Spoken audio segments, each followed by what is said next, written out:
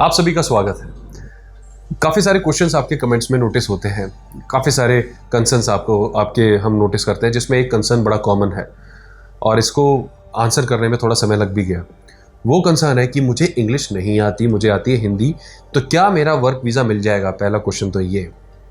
दूसरा, अगर work visa मिल जाता है तो क्या मेरा इमिग्रेशन क्लियर हो जाएगा? दूसरा क्वेश्चन ये। तीसरा, अगर मेरा इमिग्रेशन भी क्लियर हो जाता है तो क्या मैं उस सोसाइटी में जिस देश में जा रहा हूँ आराम से रह पाऊंगा, क्योंकि मेरे को तो इंग्लिश आती नहीं। ओके, ये तीन है जो सबसे ज़्यादा पूछे जाने वाले क्वेश्चन है। और नेचुरली अगर आप वर्क वीज़ा किसी देश का लगाना चाह रहे थे तो आपके दिमाग में भी थोड़ा बहुत ही क्वेश्चन होंगे, अगर इंग्लिश को लेके आपकी भी ऐसी धारणाएं हैं तो। अब इसका आंसर बड़ा ही सिंपल सा ही है, थोड़ा सा सिंपल भी है, थोड़ा सा टफ और कॉम्प्लिकेटेड भी है। दोनों तरीके से समझने की कोशिश करते हैं। देखिए, वर्क वीज़ा का मतलब क्या है कि एक ऐसा वीज़ा है वो देश आपको दे रहा है कि आप उसके देश में जाके काम कर सको। ओके, अब जब आप एज अ टूरिस्ट जा रहे हो तो उसमें आपको कुछ करने की जरूरत नहीं होती। आपने सिर्फ घूमना फिरना है, टैक्सी लेनी है, वहाँ गए, वहाँ जाके खाना खाना है, बिल पे करना है, होटल में रुकना है, वापस आ जाना है। यानी इंटरेक्शन की कोई खास रिक्वायरमेंट है ही नहीं। अगर आप पूरे दिन में किसी से इंटरेक्ट नहीं भी करते तब भी आपका सब कुछ सारा का सारा डन है। बट जब आप वर्क वीज़ा पे जाते हो तो उस केस में आपकी वहाँ के लोगों से इंटरेक्शन होती है। आपके सीनियर्स जो आपको जॉब देते हैं वो, या फिर जो आपके कलीग्स हैं जिनके आपको हेल्प करनी होती है, जिन्होंने आपकी हेल्प करनी होती है वो। उसके बाद जब आप अपने घर पे या रूम पे जाते हो वापस, तो आपके रूममेट्स हो गए वो, और जो आपके लॉयर्स और लैंडलॉर्ड्स हैं अगर उनको इंटरेक्शन करनी होती है वो। फिर आपको जो भी वहाँ पर सामान चाहिए होता है तो मार्केट में बैठे हुए लोग वो, और फिर उसमें जो भी बीच में आपको हेल्प चाहिए होती है कहीं पर भी, इंटरनेट की, मोबाइल की, रिचार्ज की, तो ऐसी सर्विसेज वाले लोग वो। तो कहने का मतलब ये है कि अगर वर्क वीज़ा पे जाया जाता है तो वहाँ पे इंटरेक्शन तो बहुत होती है। तो अगर आपको बिल्कुल भी इंग्लिश नहीं आती तो आपको वहाँ पे ट्रबल होगा, ये बिल्कुल होगा, क्योंकि बिल्कुल इंग्लिश की एब्सेंस की वजह से आप तो बिल्कुल ही कन्वर्स नहीं कर पाओगे। और ऐसे केस में आपको वर्क वीज़ा कंसिडर भी नहीं करना चाहिए। पहले आपको बेसिक इंग्लिश, कोई ज़रूरी नहीं कि आपको हाई फाई हॉलीवुड लेवल की इंग्लिश बोली, बेसिक इंग्लिश भी हो, आप अपना मैसेज कन्वे कर सको और अगले का मैसेज समझ सको, दैट्स ऑल। इससे ज़्यादा की कोई रिक्वायरमेंट नहीं होती। तो इसीलिए वर्क वीज़ा के लिए बेसिक इंग्लिश आनी ज़रूरी है। अगर बेसिक इंग्लिश नहीं आती तो ऑटोमेटिकली आपकी फ़ाइल किसने बनाई ये काउंसलर समझना शुरू कर देता है। तो आप एक कवर लेटर, एक लेटर ऑफ मोटिवेशन देते हैं, वो किसने लिखा, फिर उसको ये डाउट होने लगते हैं। अगर वो इंटरव्यू के लिए कॉल करता है और आप बिल्कुल ही नहीं रिप्लाई कर पाते, फिर तो वो श्योर हो जाता है कि आपकी फ़ाइल की आपने नहीं बना रखी और इसमें दी हुई इन्फॉर्मेशन सारी झूठी है। उस केस में वीज़ा रिजेक्ट होने के चांसेस बढ़ जाते हैं। दूसरा, इमिग्रेशन पे भी यही चीज़ हो जाती है। इमिग्रेशन फिर भी थोड़ा बहुत आसान है, चलिए आप इमिग्रेशन को पास कर सकते हैं।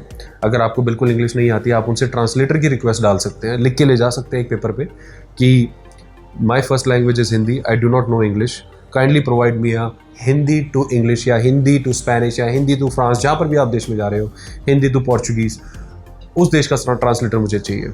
वो अरेंज करा देते हैं, सभी एयरपोर्ट्स पे ट्रांसलेटर्स होते हैं। ओके, तो वो फिर भी प्रोसेस आसान है। फिर वही सोशल लाइफ जैसे मैं बताया, वो सबसे ज़्यादा डिफिकल्ट है, वो वर्क से भी ज़्यादा डिफिकल्ट है। तो इसीलिए बेसिक इंग्लिश आनी बहुत ज़रूरी है।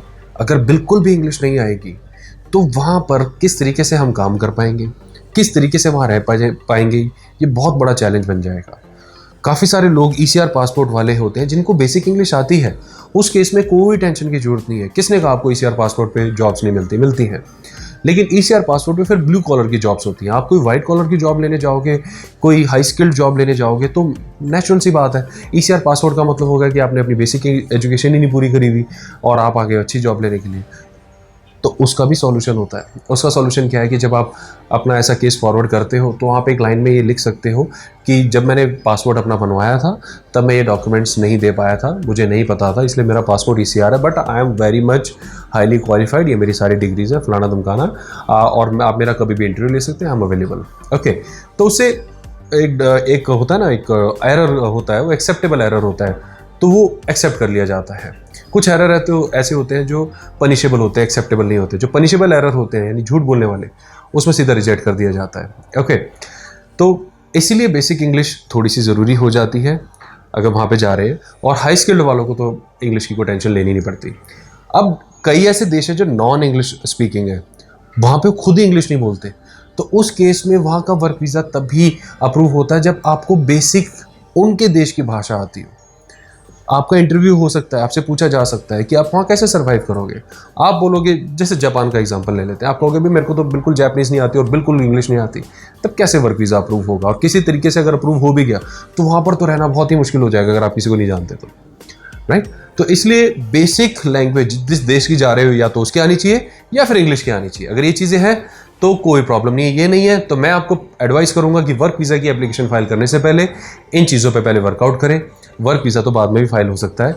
अगर ये चीज़ें पहले वर्कआउट हो जाती हैं तो I am very much sure result आपके फेवर में आने के चांसेस बहुत बढ़ेंगे। अपना समय देने के लिए धन्यवाद। Bye bye.